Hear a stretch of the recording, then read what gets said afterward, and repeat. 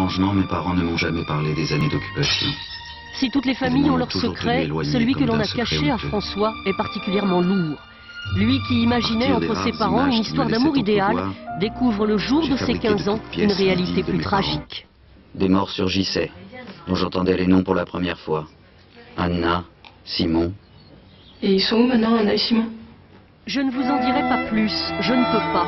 Sachez simplement qu'il est question d'amour, d'adultère, de mensonge dans une famille juive sur fond d'occupation. Un homme qui tombe amoureux d'une autre femme le jour de son mariage, qui va vivre une passion ou ne pas la vivre, que ça puisse provoquer un désarroi ou un drame, oui, ça peut être banal, ça peut arriver tous les jours.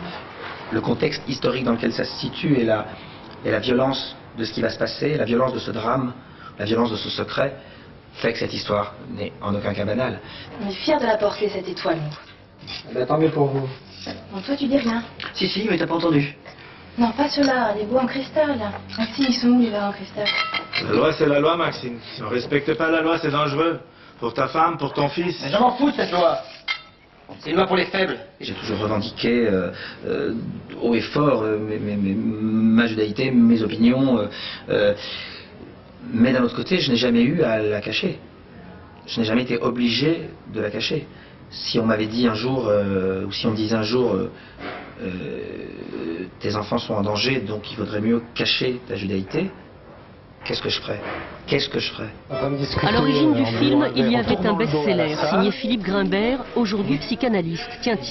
Il racontait une histoire vraie, la sienne, celle d'un adolescent en quête de vérité et d'identité, un thème qui a touché Claude Miller. J'éprouve beaucoup d'empathie pour cette personnalité qui s'est construite. Ce qui m'est proche, c'est qu'on fasse de ce qui vous rend malheureux, qu'on en fasse un matériau pour aller mieux. C'est tout l'enjeu de ce film remarquable. Quel que soit le poids de son passé, n'est-il pas indispensable de le connaître pour parvenir à être heureux?